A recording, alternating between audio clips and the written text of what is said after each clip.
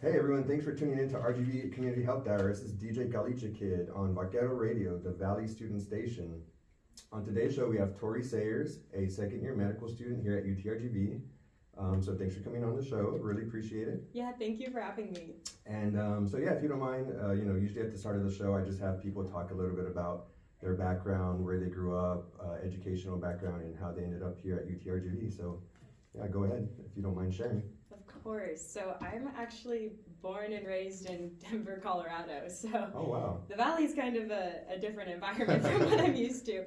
But I, obviously born in Colorado. I went to school out there for undergrad. Went to the University of Northern Colorado where I studied chemistry. And then Cool.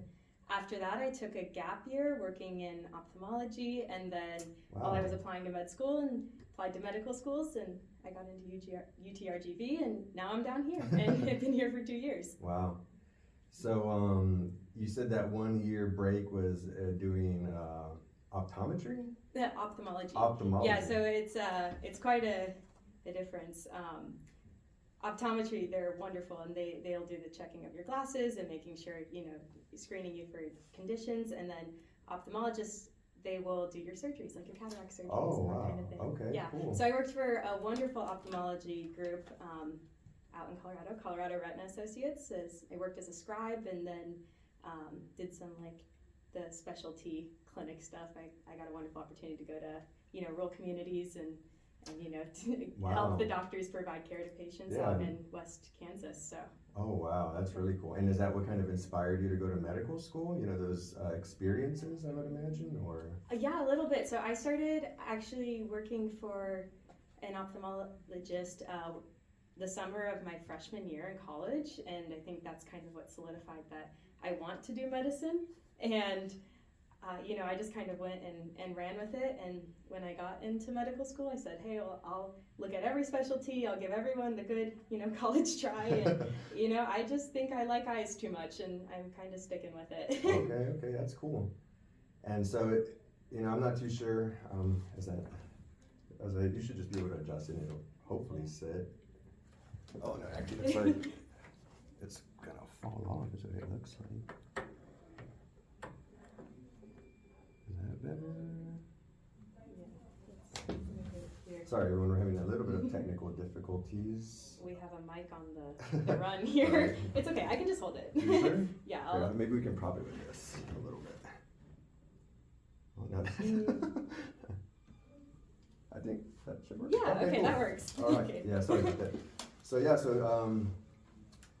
is there anything in particular? I mean, the eyes are just an extension of the brain, so would you ever think about like maybe neuro-related? I mean, not to say that the eyes, you couldn't do something neuro-related. Yeah, there's a lot of embryological similarities between the eyes and the brain since they're so connected, and there's actually a subspecialty in ophthalmology called neuro-ophthalmology. Oh, wow. Where you can study a lot of, those connections and what happens when you have like strokes or, certain eye conditions go back to the brain, like, you have papilledema, that kind of thing.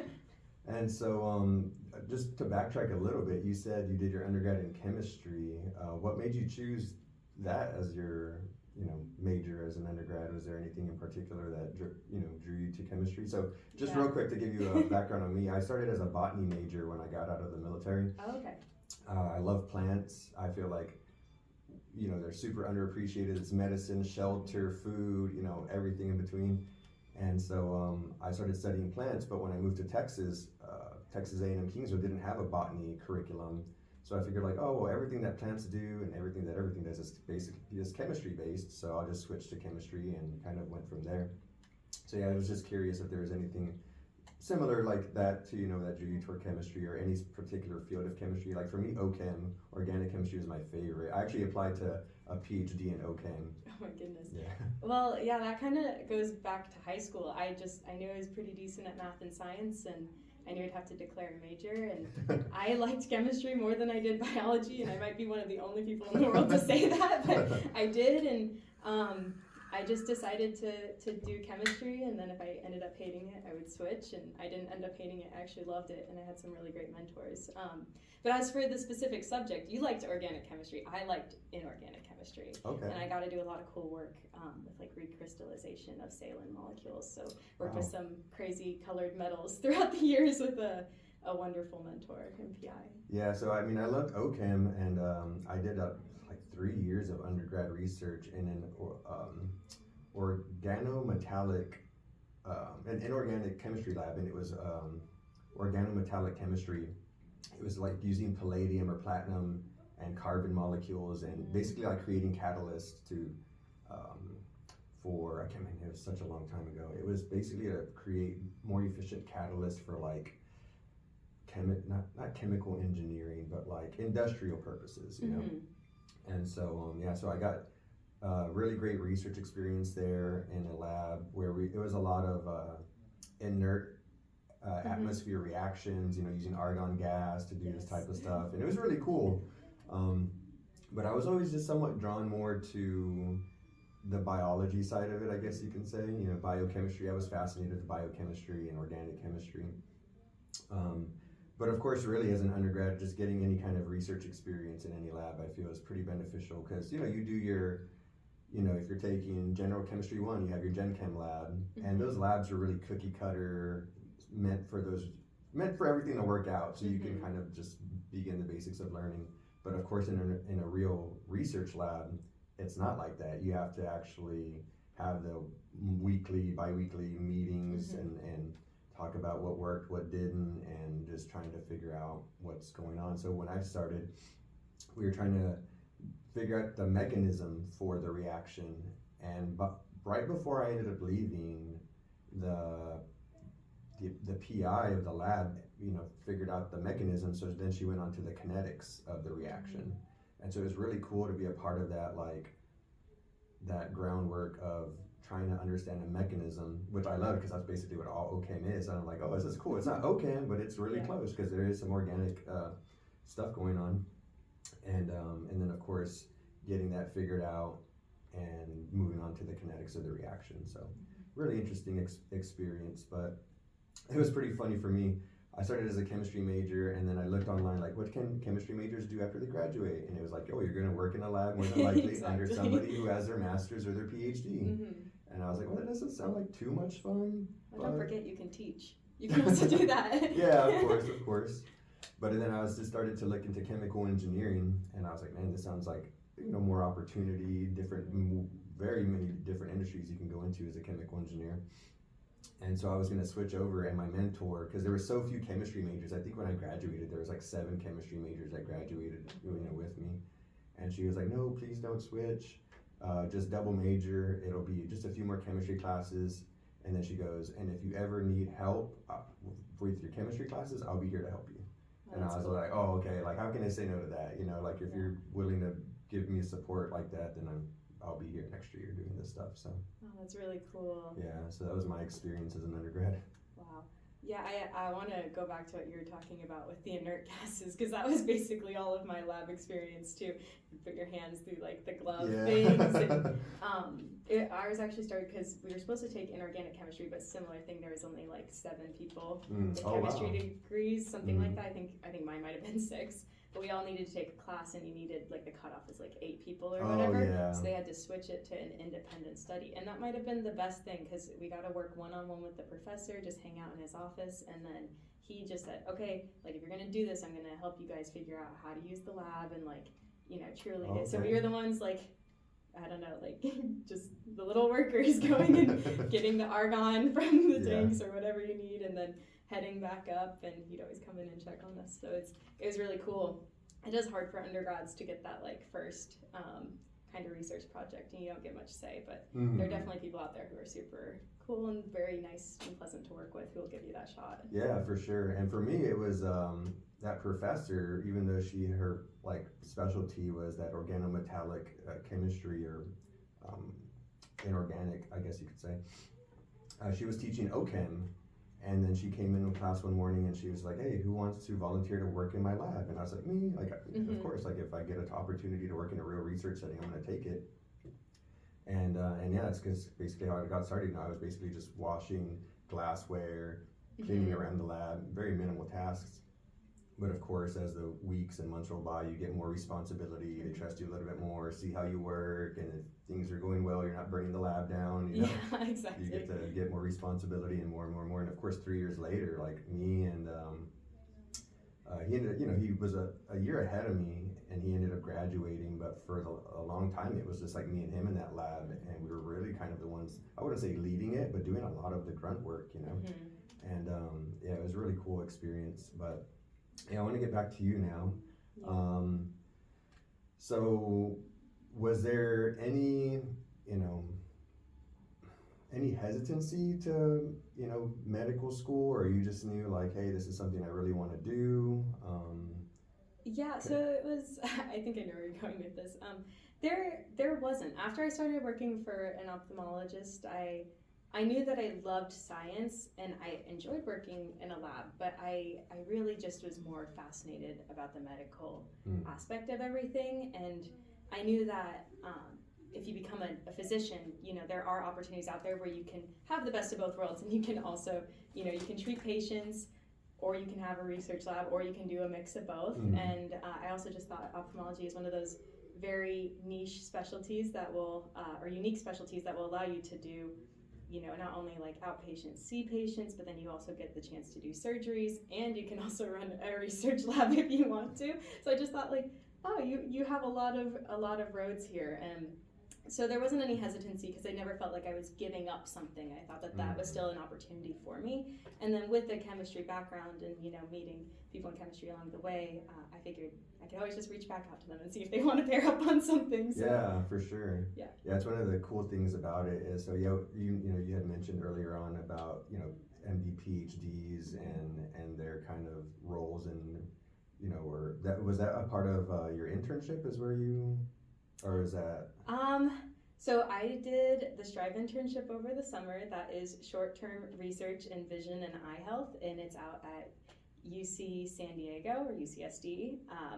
And the guy I got matched with this great mentor, Dr. Toomey, and he is an MD PhD. Okay. But the program itself isn't for me to get my PhD. I'm just enrolled as an MD at this time, but I obviously love research, and I like learning as much as I possibly can. So I think it was a really good match, and I got to learn quite a bit out there. Awesome. And you spent how long were you out there for? So it's a 10-week internship, and so you work full time. It's only open to students between their year 1 and year 2 and year 2 and year 3 of med school. That's probably not the correct way to say it, but you're close enough. And so it's a full-time 10-week internship, and they split your time between focusing on a research project and moving it towards publication, and also splitting it with didactics, learning more about ophthalmology, because their focus is more for students who might be interested in becoming, ophthalmic physicians. Okay. So. And so did you find, or was that something UT-RGV, with of course, they're going to present opportunities to students to do, research and different, was it something you found, or was it something UT-RGV put on your radar, or how did you learn about it? I think I might just be a go-getter. I went in and was looking around because I knew I wanted to do an internship, and if I could find one in something I was interested in, then that's even better. And if it pays, that's even better, you know what I mean? For sure, yeah. So I found like a good 8 to apply to, and I applied to them. Although I will say UT-RGV did a good job. They sent us a lot of opportunities, and some of them were with ophthalmology. That just wasn't the one I happened to get, know. Okay, yeah. And you had mentioned a little bit before the show about doing the eye proteomics, and just for reference for listeners, there was, I want to say it was it was in the fall, because you did the internship last summer. Yeah, so in the early fall, I ended up not having a guest for one of my shows, and when I don't have a guest, I scroll UT-RGV's, different feeds for their different departments and see what's, kind of new in the news for, everything dealing from the medical school or even our departments. And of course, there's just a plethora of different, the podiatry, I don't know if the department is the right word, but, we have the podiatry, the neuro. You had mentioned it before. I don't know if it's neuroscience or Neuro Institute. Yeah, the Neuro Institute. And so. Oh, I'm so sorry. Oh, you're good. Special guest appearance. Yeah. I didn't even know they could open that door, honestly. That's kind of funny. So yeah, I mean, there's just so many different, medical related departments at UTRGV, and it's really relatively easy for me to go through and share information. Mm-hmm. And so, yeah, I just came across that article that they put out about you and the other, medical students who had done the summer internships. Mm-hmm. And they all seemed really interesting. And so I actually sent emails to the other, because I was actually able to find them on Outlook. And I'm like, hey, if I'm the host of this show, you're the only one that I couldn't find. So I looked you up on LinkedIn and sent you the message on LinkedIn. But yeah, so was there, you had mentioned the internship and it kind of intriguing you to want to go do it. Is it in terms, like, the information that you were given, was it like exactly what panned out when you got there? Because like, were they like, hey, come do this work, you're going to do proteomics, proteomics, and you're going to learn about proteins, and or not proteins, but you do the proteomics to learn about what pathways are involved based on gene expression. And so was that kind of the way it was described, or was it just kind of like, hey, come do this internship, learn about eyes, and get the experience? Was it kind of generic or specific is, I guess, my question. Yes, so it was more like the latter. The program itself, or the internship itself, is set up as a way to just give students an opportunity to explore what they're interested in. Okay. And UCSD has a lot of ophthalmologists that they pair with in a bunch of different specialties. So if you're interested in more of the neuro side, you can choose someone who does neuro-op. If you are more interested in kind of the inflammation side, you can choose a uveitis specialist, things like that. Cool. I was given a list of 40 plus faculty I could choose from. Wow. And I chose the mentor I got, and just because I had worked in retina, just the back of the eye, for a really long time.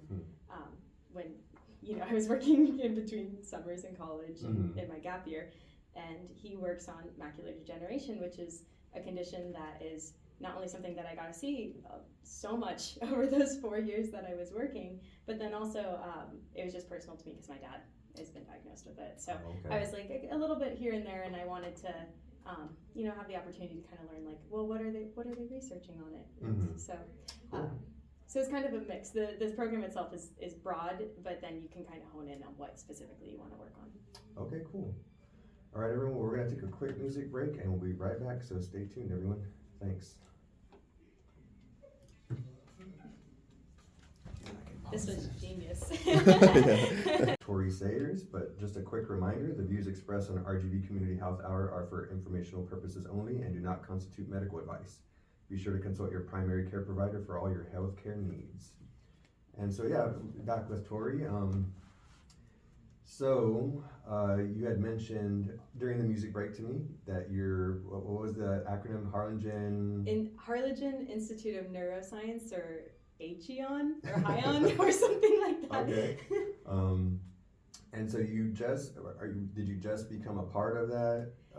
So with the curriculum in the medical school, they have a new introductory to research and medical discovery course, and so they pair you up with a mentor to help you get research within a field of interest of yours. And I got paired with Dr. Jesus Melgarejo, and he is wonderful.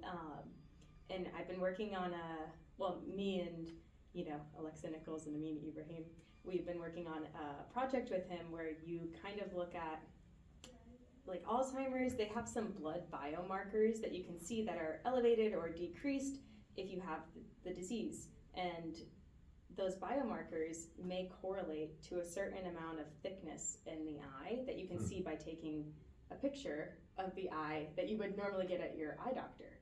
And so the idea is, instead of having to measure the blood, if these biomarkers that are, a known sign of Alzheimer's, you can find them in the back of the eye just by taking a picture, then you have a non-invasive way to screen for Alzheimer's. And so that's what we've been working on for the last year and some change now. Wow, and that sounds really cool. He does good work out there. Yeah, I mean, and kind of in that same sense, it's a big part of what we do in our department as well. I had mentioned to you before we got on air that we do exposomics, looking at exposures and how they impact human health. But a big part of that is looking for those biomarkers using proteomics and using all these different omics, transcriptomics, and to, basically look for of course, to validate a biomarker is like a whole nother like rigor to go through. But you start to look for, of course, signs of disease through these biomarkers before people end up sick, ideally, right? That you can find something kind of early on to give you an early warning, like, hey, this intervention needs to be taken now.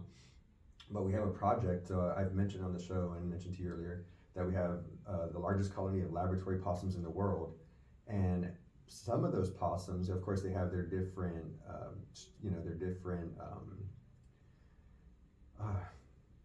why is this word slipping me right now? I want to say strains, but it's not strains. It's like the different breeding groups, right? So there's one breeding group that has developmental eye problems. It's called anophthalmia. I don't know if you're familiar. Yeah.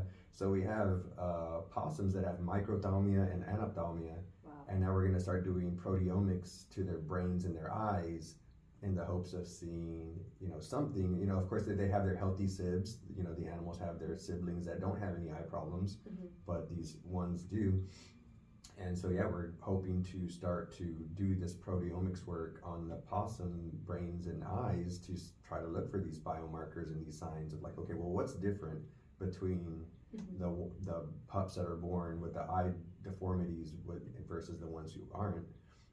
And then in that same sense, one of the master's students that we just got, her project is going to be using benzoate pyrene, a component of air pollution that I'm working with, and exposing it to the dams prior. So we haven't hammered out the details yet because this is all pretty new in terms of the research we're going to do, but it's basically exposing the female to benzoate pyrene, basically hitting her with a toxic substance and seeing if it increases the number of pups that are born with anophthalmia. And so, because right now in my mind, because I don't really work with these, with this breeding group of these lab possums, in my mind I thought because the litters can range anywhere from 10 to 20, and of course even less, but if it's anything less than 6, chances are the dam's going to cannibalize the pups. So just broadly speaking, anywhere from 10 to 20 pups can be born. And I thought okay, well, most of them are probably going to be born with an eye, an eye issue, an eye deformity. But no, it's actually only maybe 1 or 2 pups per litter, not a lot. And so our train of thought is, okay, if we expose her to a toxin while she's pregnant, is she going to have more pups that have these issues per litter? And so that's going to be one of the investigative routes that we take to try to, like I said, we're learning about how the environment impacts, our health and development of, like which trimester does the eye truly, develop into that. Yeah, that's really cool. Yeah, no, I'm really excited and I'm really thankful to be a part of this project, and that's why, we had mentioned before about how our mentors try to hold on to us because, of course they train us up, and like any good company or any good organization, you want to hold on to your best employees and keep them around for as long as you can. Of course, you want to see them grow and move on in their career, but at the same time, it's like, man, you got to take advantage of this training, especially for me, like I had mentioned, I've been in this lab for probably over 2 years now, easily. And so I've just got so much experience working with the animals, doing the CRISPR knockout work, doing the injections for the benzoate pyrene, doing the collections, collecting the organs, and just general animal husbandry. Because of course, whenever the animal care techs, if someone gets sick or, has an appointment or whatever the case is, I step in and just feed and take care of, do the basic husbandry work.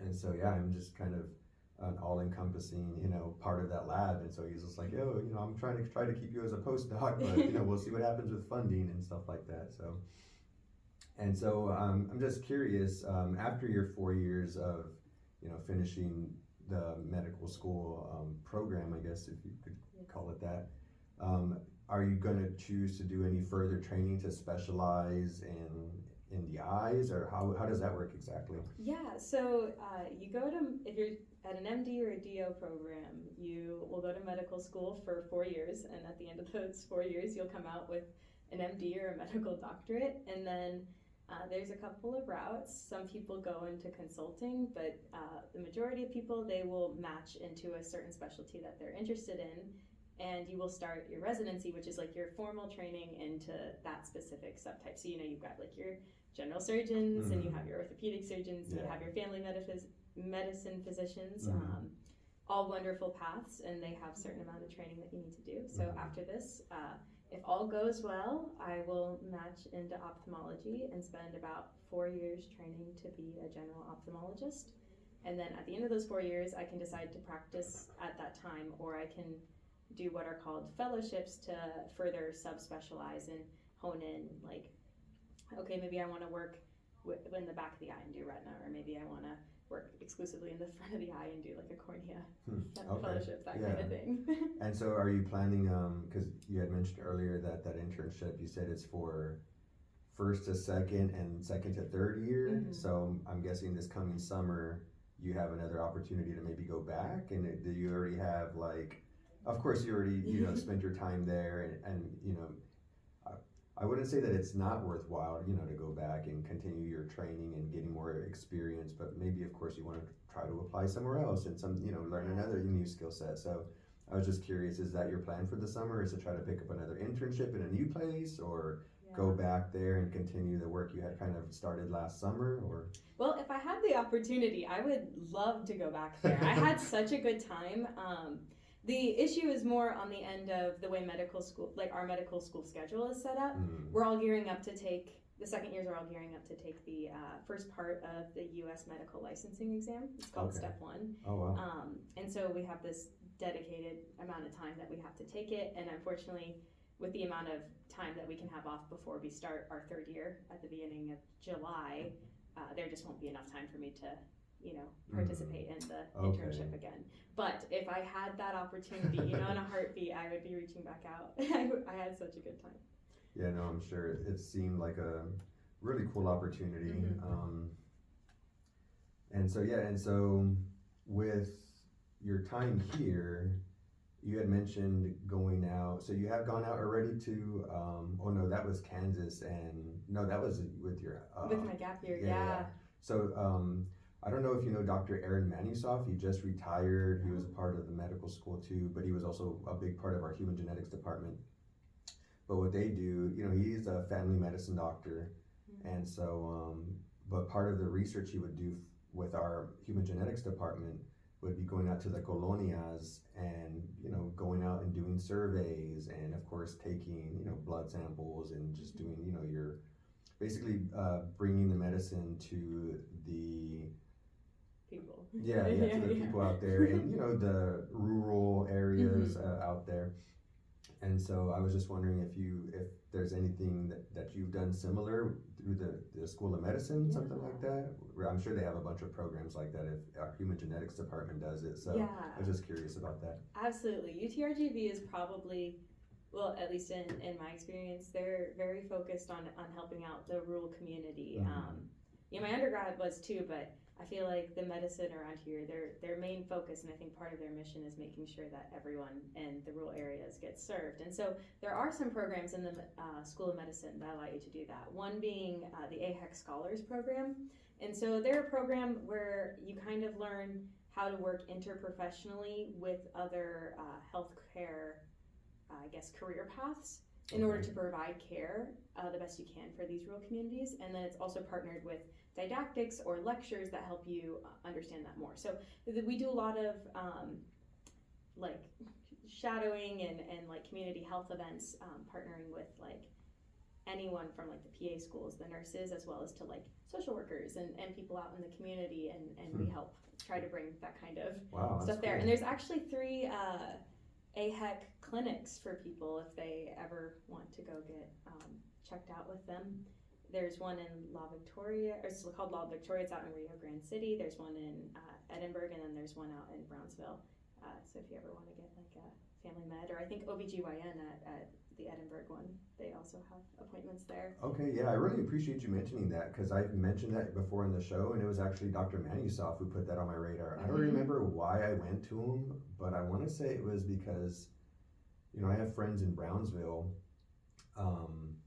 lower income, Mhm. friends and people that I know. And so I was just trying to find resources for them to kind of get low cost or free kind of medical Mhm. screening or care.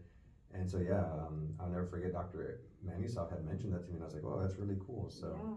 The like La Victoria location, I can only say because that's the one I know the best, but they do like a $10 like check-in, and they have like a nurse practitioner there, and it's like wow. basic basic like family medicine care, and then if it's more extensive, they'll help you find the cheapest resources that you can, and they're great. It's been a great time. And then I'd say the other one that I'm personally involved with, as far as like rural like sort of volunteering, is we have a student-run clinic at the School of Medicine. So it's an opportunity for students to kind of learn and get used to the job that they're going to be doing for the rest of their career, or supposedly as of now. And so it works with the internal medicine residency program we have down here. And so once a month on Saturdays, they allow people to come in for free and get checked up on whatever they Wow. need. And they have wonderful physicians there.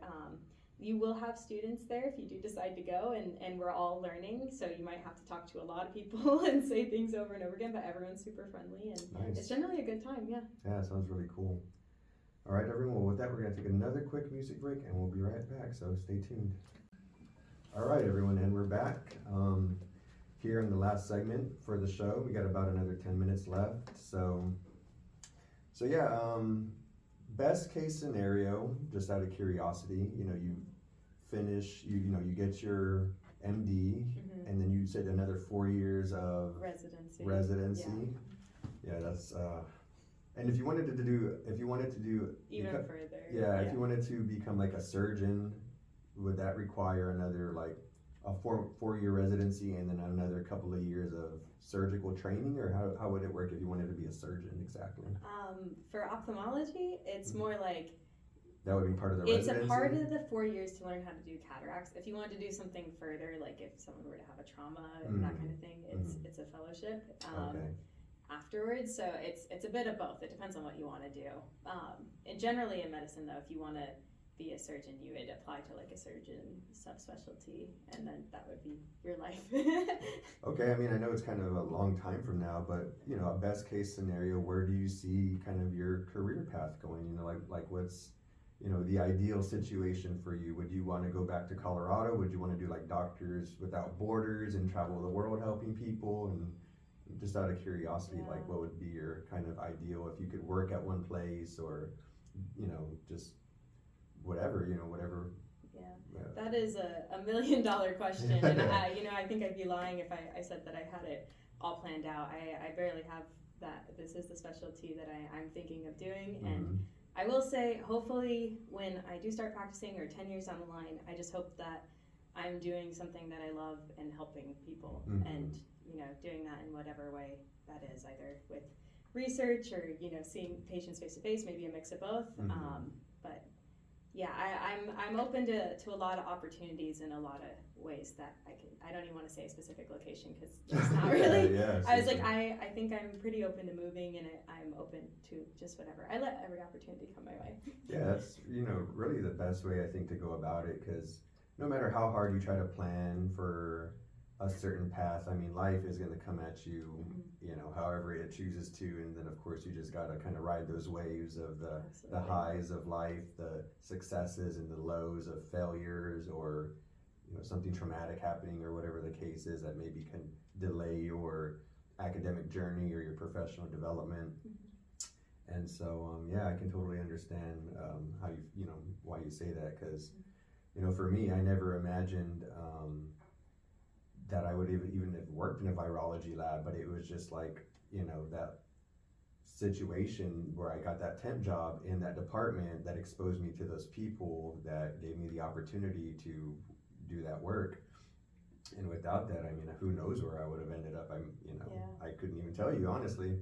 And then, like I had mentioned before, I think it was during the music break, I don't think it was during the show, but doing those surgeries to the possums, like, this really inspired me to want to go to medical school and learn how to do surgery to people, because it's like, man, it feels just like really next level to me to do surgery. I mean, I don't know if that's just my take on it, but like, man, to be able to help somebody in that manner, like to help them, with a broken bone or like me, I had a torn labrum, so I had shoulder surgery a couple years ago.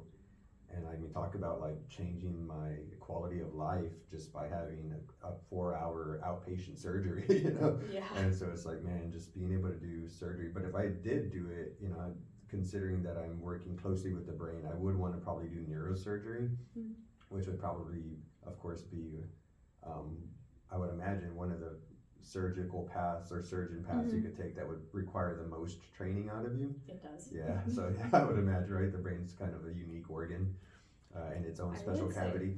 Don't count it out though, because there are a lot of people who will go back to medicine after having a PhD, or there's even some people in our class who have worked as nurses for a long time and then are deciding to become doctors. So be open to it. Be open to whatever, because if that is truly what you want to do, then I don't see why you. Yeah, I'm definitely a lifelong learner, and there's a woman who I met in the military. She actually saved my life in terms of like, I was in a bad spot. Of course, it was very kind of a rough situation to be in that I was in when I was serving. And when I met her, she was 75, getting ready to retire, and she would tell me, Ricardo, I'm a Depression era baby. I grew up so poor. I didn't even know I was poor until I was like late junior high, early high school.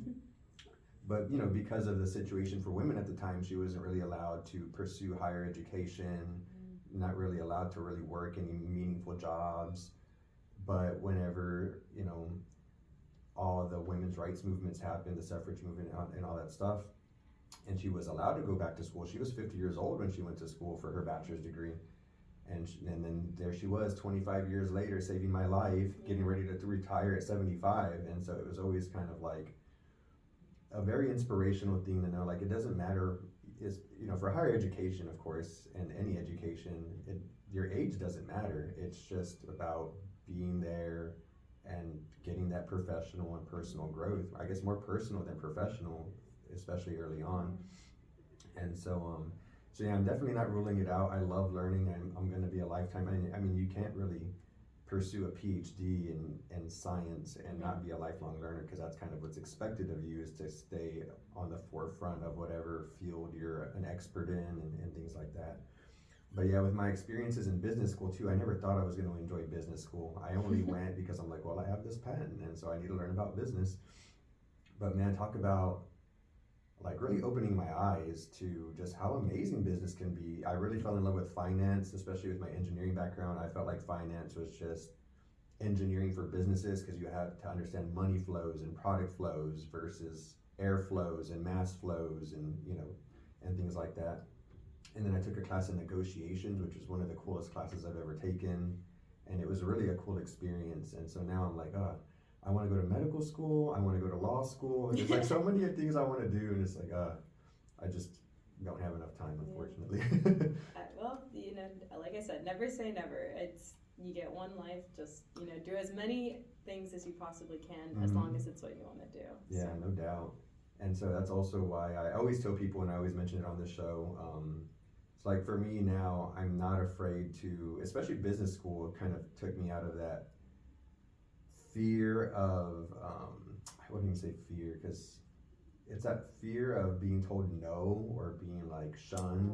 It's kind of big in the business world, right? But they teach you like, hey, you might have to talk to 1,000, you might have to pitch your business idea to 1,000 investors, and 999 of them might say no. But as long as you never give up, somebody's going to eventually say yes, and they're going to invest in you, and they're going to support you.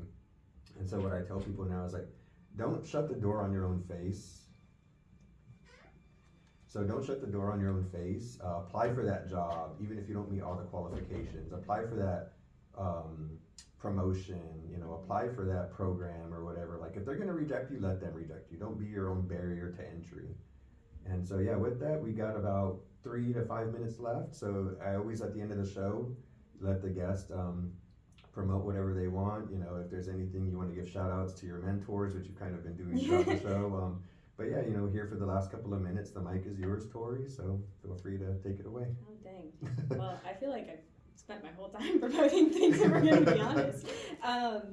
like I just have some wonderful mentors, and Oh yeah, I and don't also, think I have. sorry to interrupt, but also advice you might have for other Yeah, that's where I was gonna go. prospective medical students, or anything you want to talk Yeah, about. so I'd say if you're a prospective medical student, the best thing you can probably do is, get into research wherever you can, and ask people for advice. I mean, there's so many people in the medical field that want to help you, and I know it's kind of scary, but like you said, it's the fear of rejection. You never know if you don't ask, and they might say no, but that's okay. Mm-hmm. But there, like you said, there's going to be someone who says yes. There's going to be someone who kind of takes you under the wing, who helps you, either shadow. Like when I was a pre-med student, I got the wonderful opportunity of shadowing in the OR just because I asked, and instead of just like in clinic. Mm-hmm. So I'd say that if you're a student, I would just say be open to everything that comes your way.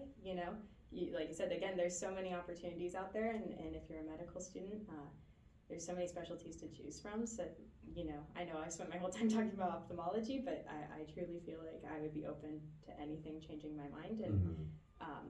I think that every student should be like that. And then just truly making connections with people, your mentors, your professors, and people in the community as well, because that's one of the main reasons why we're here. The community Yeah, is for such sure. a huge aspect of it. And then I'd say, if you're a mentor, go the extra mile and help a student out. Yeah, for sure. And there's one person I didn't get to, shout out, and that would be the guy who I actually worked for those 4 years, and that's Dr. Robert Courtney. And then now I do research with his partner, Dr. Maturza Autumn, and Cool. they have both been such great mentors for me, and kind of really helped me get down this path and help me still to this day. So I think, and then I want to thank you. Thank you so much Yeah, for of having me course. on here. This Yeah, no, has been great. Yeah, I really appreciate that, and I really appreciate you coming on. And like I mentioned earlier, I knew I wanted to talk to you about this proteomic stuff because that's what I'm getting into now, the eye proteomics specifically. And so I was like, man, how could I not have her on my show? She's a medical student, did this really cool internship, is doing proteomic work similar to what I'm doing. So yeah, I knew it'd be a great conversation, and yeah, I really appreciate your time and coming on the show. So thank you so much. Of course. All right, everyone. Well, that's it. That's all we got for today. So DJ Kalichikid here to remind you to stay curious, stay healthy, and let's thrive together, RGV.